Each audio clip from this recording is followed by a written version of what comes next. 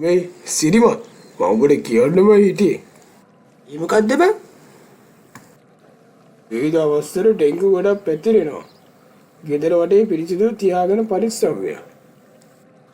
හරි බං මම බලන්න.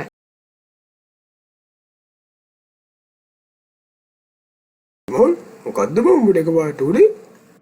අනේ මන්ද බං ගෙදර ඉදී එකපාරට උණක් ගත්තා. ලේ චෙක් කරාම ගියා දැනගත්තේ ඩෙන්ගු කියලා. මම ඔබට කලින්ම කිව්වා නේද පරිස්සම් වෙන්න කියලා. කොහෙද ඉතින්? ඔබ වරෑනේ. ඔබ මම මේ ගණන් ගත්තේ නේ. මට දැන් තීරෙනවා. කමක් නැහැ. වෛද්‍යවරු ඉන්නවා බලා ගන්න. ඔබට ඉක්මනටම සනීප වෙයි.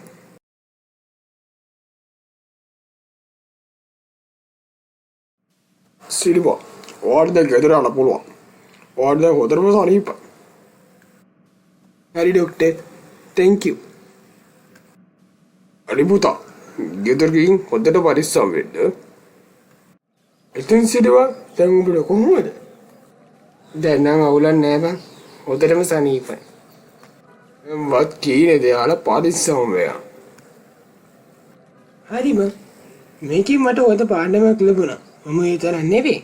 අපේ ගෙදර යමුම පරිසරයේ පිරිසිදු තව තියාගෙන ඩෙන්ගුවෙන් වැළකෙනවා. දන්නවද? ඩෙන්ගු කියන්නේ ජීවිතේටම අවදානමක් වෙන්න පුළුවන් රෝගයක්. ඒත් අපි ටිකක් සැලකිලිමත් වුණොත් ඒකෙන් වැළකෙන්න පුළුවන්. ඒ නිසාම අදම ඔයාගේ ගෙදර වටේ බලන්න. ජයයේ ලැබිලා තියෙන ටයර්, පොල්කටු, මල් පෝච්චි හෝ වෙනත් වාදන තියෙනවා නම් ඒවා ඉවත් කරන්න. ජල ටැංකි හොදින් වහලා තියාගන්න.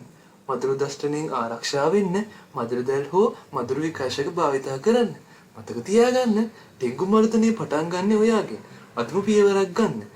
ඔයාවත් ඔයාගේ පවුලත් අපේ සමාජයත් ඩෙන්ගුවෙන් ආරක්ෂා කරගමු.